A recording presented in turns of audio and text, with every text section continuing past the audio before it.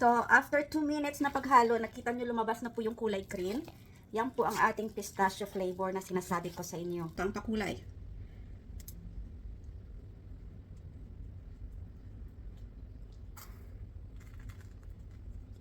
Ganyan. Then, bend it a little bit like that. Want like a little bit of accent to the end. Add something like that. Tada!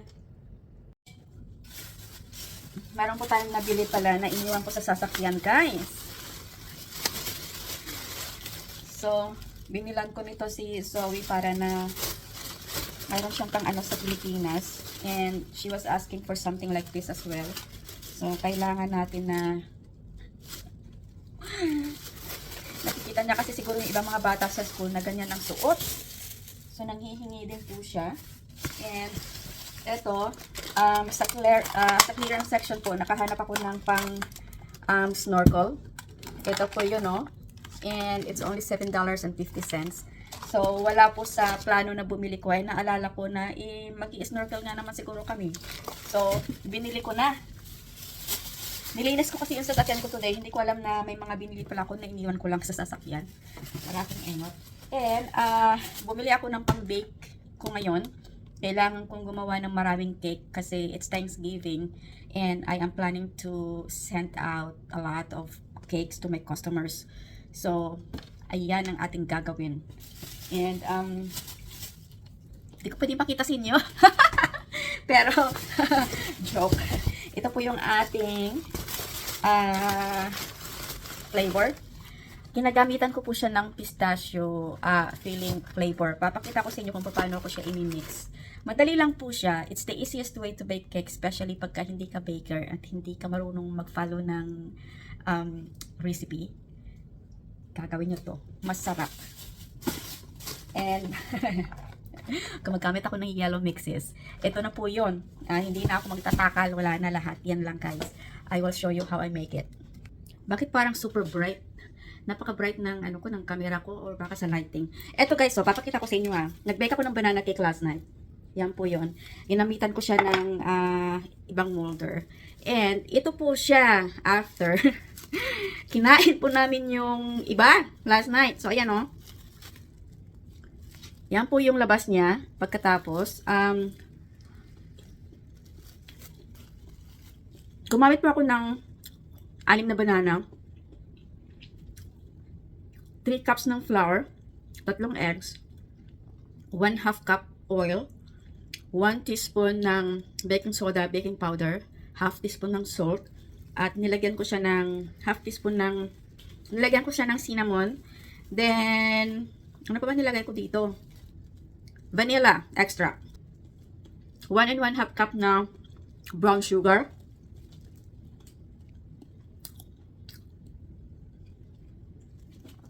Super moist and super yummy. Matitikman mo yung a hint of cinnamon a little bit, but with the banana taste. Kaya siya, last time na mag-bake ako, mabango kasi. Kaya siya kinain ni Melo. Ayan o, nakaabang na sa tapat ko. So usually I deliver this one to my customers early in the morning. Kasi nagkakape sila, nagbe-break sila ng around 10 o'clock. It's a timing para sa kanila. So, yan o, super moist. Tawag nila dito banana bread. Bread siguro tawag na. Sa akin banana cake. This is just my own version of my banana cake, but the version that I'm gonna show you today is the easiest and the cheating way. Okay, papakita ko sa inyo guys hold on. Okay guys, ito na, papakita ko sa inyo. Pasensya na po yung kusina natin maliit at saka hindi po tayo, wala akong counter. Okay, so ito lang ang kailangan po ninyo. Ito ay cheating way. Gagawa po tayo ng pistachio cake. So, ang ingredient nyo lang normally is, sa isang batch na gagawin nyo, is a yellow cake mix. I don't mind any brand pwede, pero dahil sa I tried this one, there's no difference using different how can I say, brand. Pero ito ang gamit ko, yellow cake mix, yung ating pistachio pudding filling. So ang kailangan nyo po is isang box nito, tatlong box nito, but I actually make it into 2 boxes kasi magdadagdag po ako ng real pistachio na I grind, na ginrind ko talaga siya. So bumili po ako ng pistachio at saka ginrind ko siya. So nagbawas ako ng isang box nito, but it is 1:3. Okay? Yan dapat. Then you need in one, sa kada isang box, you need 4 large eggs. And you need 1 cup of vegetable oil plus 1 cup of hot water. So, nagpakulo na po ako ng tubig dyan. And, ganyan po ang ating gagawin. So, I'll show you. Ilalagay ko po yung cake mix. Gagawa po ako ng 2 batch. So, gagawa po tayo ng 2 recipe. So, 2 cake box. Ito ay cheat way, ha. Kung may recipe kayo dyan, share nyo. But this is how I find it, na lahat ng customers ko, they said it's so yummy. And instead of putting 6 boxes of this one, I am only putting 4. Then I need 2 cups of oil and 8 pieces of eggs and 2 cups of hot water. Okay guys, gets nyo na? Alright, we'll start. Okay, umpisahan natin sa ating yellow mixes. Tayo po ay naghugas na ng kamay.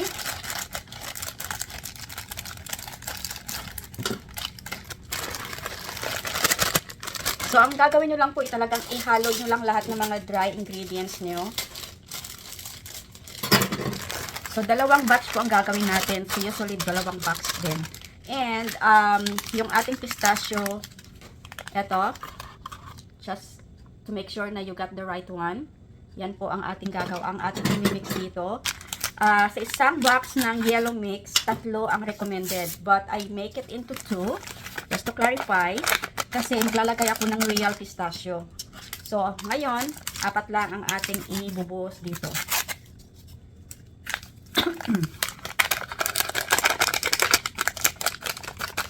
I-try nyo muna guys ha, kasi I tried it before I actually gave it out to my customers. Kasi baka mamaya mapahiya tayo. It was so moist and it was so flavorful. And para siyang chiffon, na para siyang angel cake na hindi ko alam. Basta masarap siya kasi pudding, ito ay pudding mix kasi ito eh. So kailangan nyo ng hot water sa bandang huli. Okay? So, at ihalo po natin. Kung mayroon kayong mixer, ini-mix nyo. But, pwede naman siyang haluin lang ng kamay. Haluin lang ng kamay ha. Mali. Pwede lang i-manual ang halo. Alam nyo, para ako nabablock-out sa mga sinasabi ko. Para akong ingop. Okay. Now, ilalagay natin yung ating grind pistachio. Wala po akong sukat kung ilan, but tinatansya ko lang siya. Naglagay ako ng isang buong palm, isang hakop na ganyan, and then ginrind ko siya. At ito na po yung labas niya, okay? So, halo natin yan. Okay? Wala nang dagdag na asukal to ha, wala na lahat. So, kaya ko siya binawasan ng isang box nito kasi yung flavor dito, lalabas talaga siya. Okay? Ngayon, pagka alam mo na nahalo mo na siya lahat, ihulog natin yung itlog. Sa isang recipe, 4 na itlog lang. But because I am making 2 batch, 8 po ang itlog na ilalagay natin.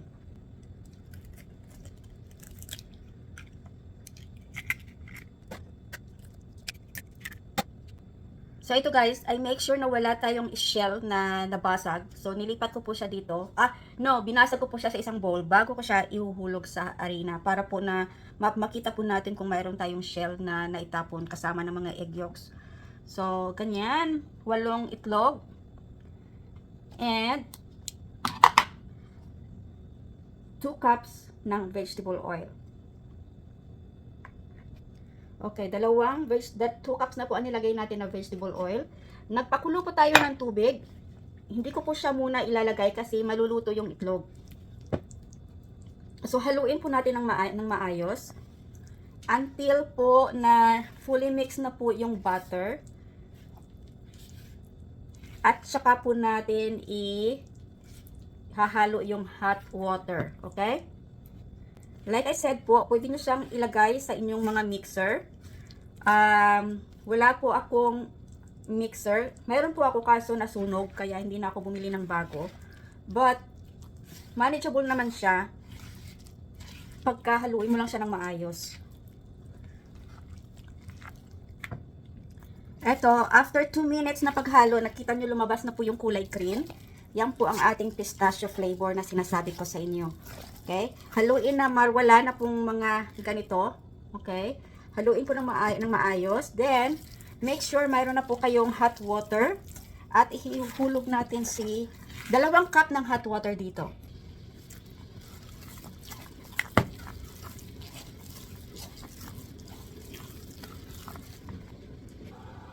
Okay, mayroon na tayong hot water, 1 cup. Dahan-dahan na hindi po tayo mapaso ang init.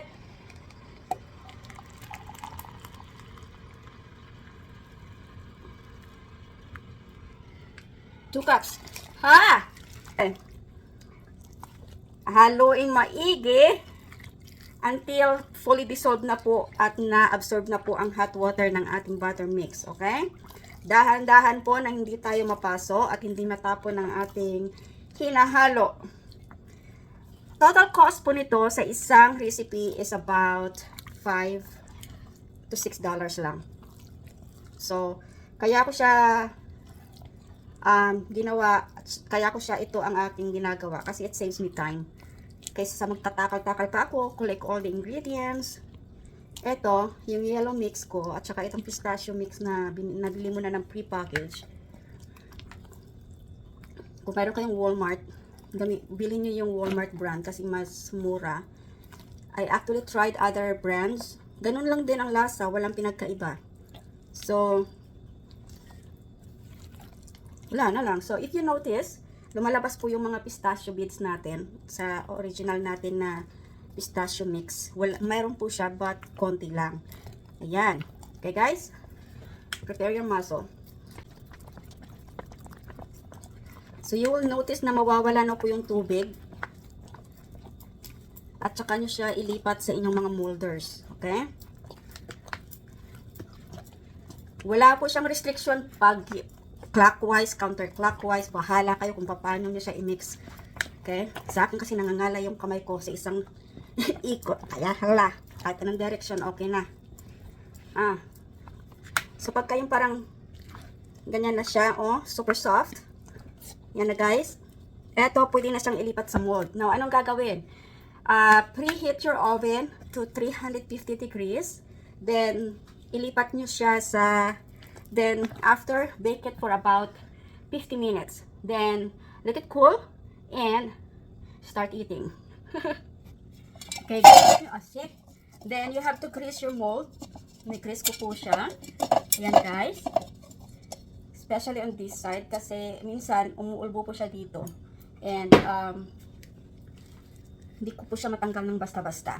Now, depending on the size of your molder, lipat nyo po siya, ang tansyahin nyo lang. Magdo-double po kasi ang size niya ha.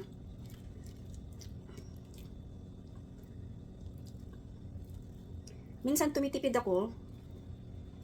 At kung minsan ay iisa lang ang aking customer, maliit po na molder ang ginagawa ko.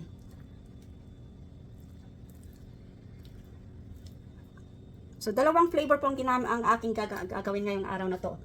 Meron po akong banana flavor. At saka itong pistachio flavor. Dadalawa lang. Yung mayroong mga nut allergies, minibigyan ko sila ng banana flavor. So, eto dahil sa malaki ang customer na dadalan ko, marami sila sa isang department. So, medyo malakihan po ang ating dadalhin.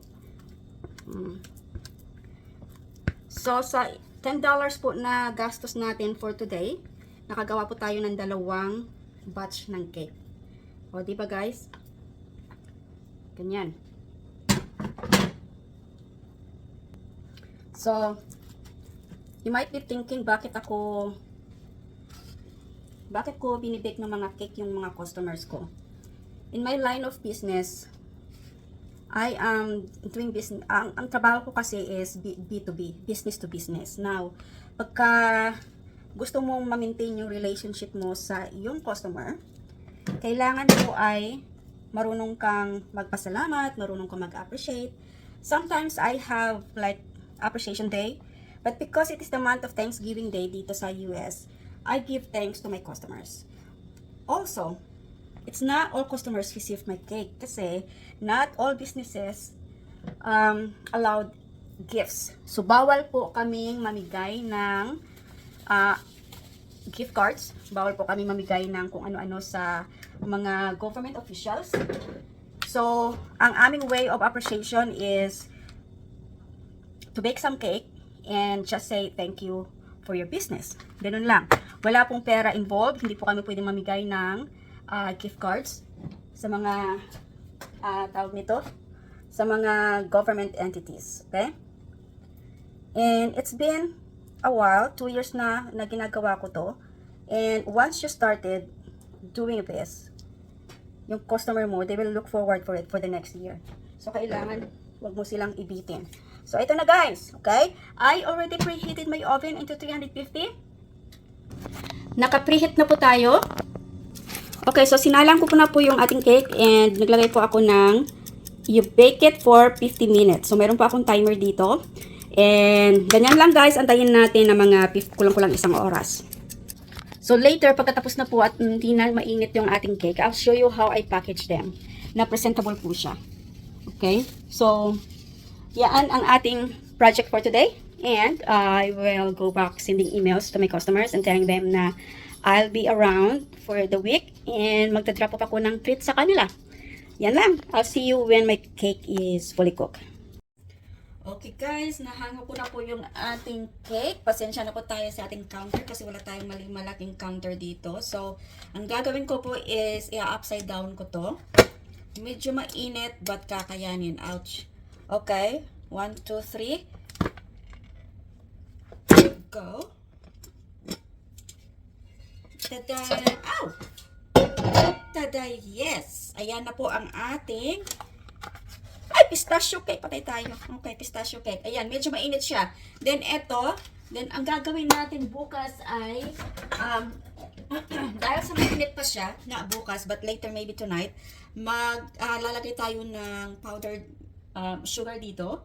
And I will put some toppings out there ng mga ganito. Ganyan. So, sprinkle ko lang siya dyan. And at the same time, meron po tayong colorful marshmallow which I have to fill in the middle para po maging colorful siya. And pagkatapos po niyan, papakita ko sa inyo kung paano ko siya i-package. Okay guys? Yan po ang ating first batch for today which only cost me for about $10. Okay guys, we're back to our cake.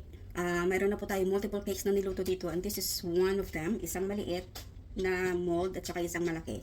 Okay? So, ang gagawin po natin dito, dahil sa gusto natin na presentable siya, meron po tayong powdered sugar. So, ganyan lang po, gaganyanin natin. Okay? A little bit more kasi nag-a-absorb po siya sa cake. So, gusto natin na pagdating sa customer natin may natira pa. And, remember this one? Atin pong lalagyan yan. Okay? So, naghugas po tayo ng kamay ha. Lalagyan natin yan sa loob. Before, what I use are Kisses chocolates. Kaso medyo mahal. And malaki ang ating gagastusin. So, I thought about doing this. Ito na lang ang gagawin natin. Okay? Now, aside from that, lalagyan natin ng sprinkle. Okay? Pampakulay.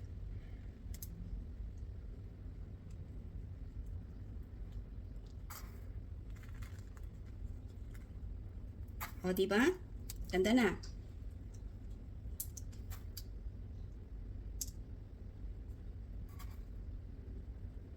Ayan.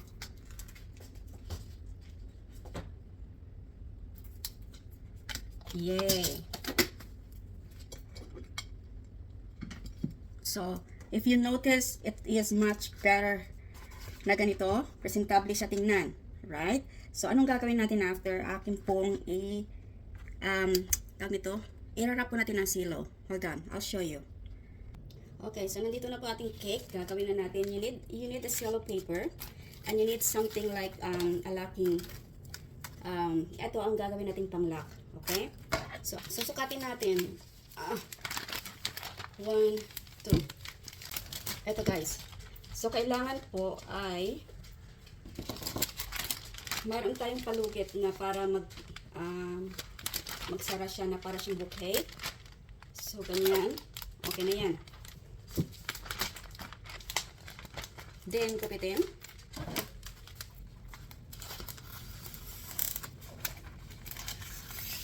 Okay.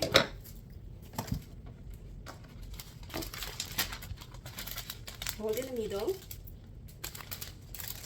Then, huwag masyadong hilahin yung sa gilid kasi we want that to lock and to protect on the side. Huwag masyadong hilahin. Ganyan lang siya.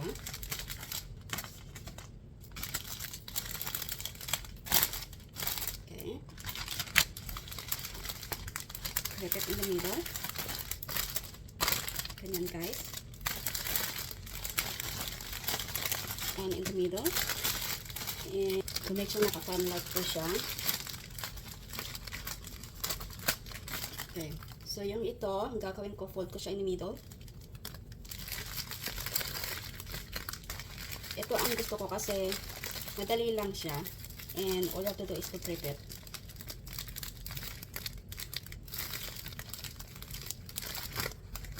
Focus this part. Okay. Ang gagawin po natin is hilahin natin yan. Teka lang. Ito, para makita niyo siya. Okay.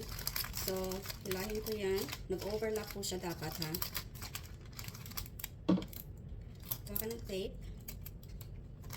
And bring it down. Okay.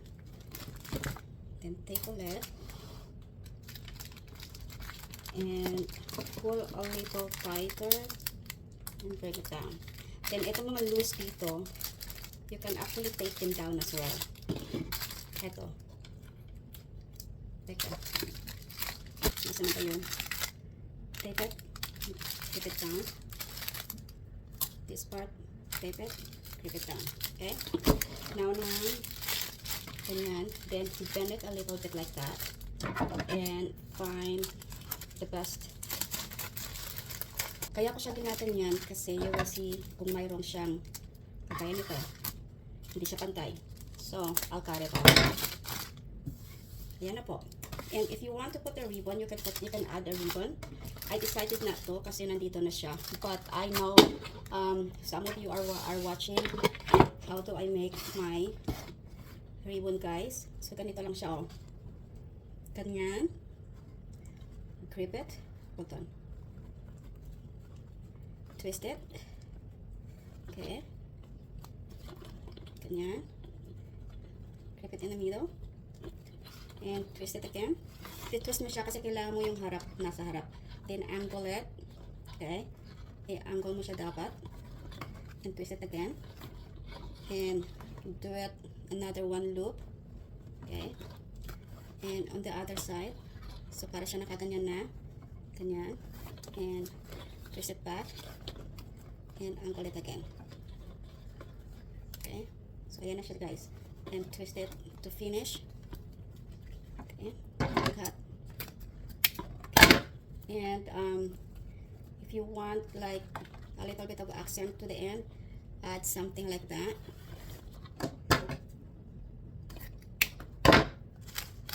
Okay.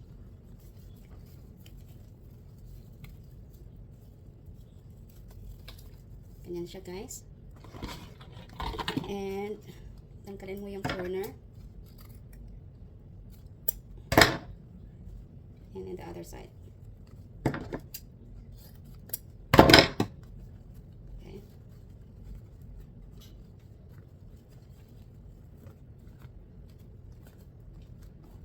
Tada! Diba? So, pwede mo siyang ilagay sa cake mo. Pwedeng isang layer lang ng bow or dalawa lang. Kaso, you know, it's super big. Pero, kung gusto po ng talagang isa lang. Ito, gagawin natin na maliit na po, ha? Papakita ko sa inyo. Ito.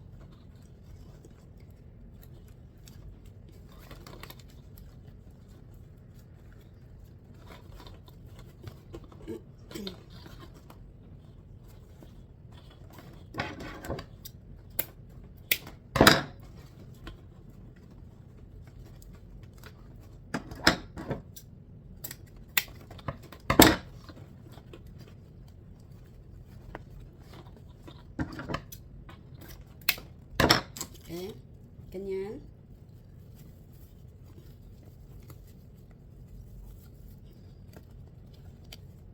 Okay, then ganun din ulit.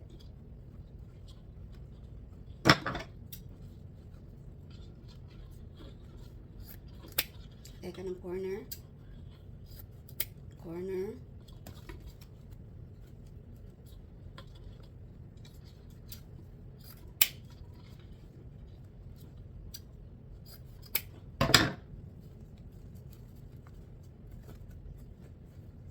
Yan na siya. Madali lang po, mabilis. Right? Tada! Yung cake niya. Yeah?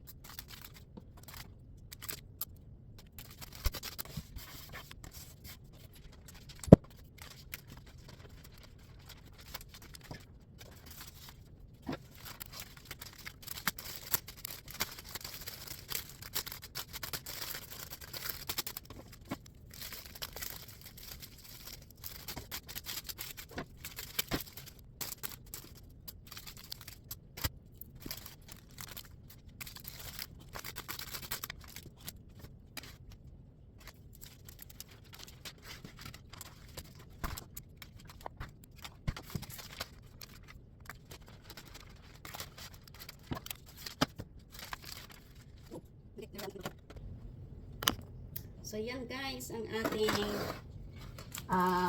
cakes na iladadalhin ngayon sa ating customers. So, ilalagay ko po siya sa box na yan. And, I am heading out very soon. It's raining. Natatakot si Melo pumunta sa pagka umuulan, paminsan-minsan lang, kaya it's wet. It is wet? Ha? Wala pang 1 minuto, tapos na siya. Let's go inside. Do you wanna do some number 2? Let's go number 2. Huh?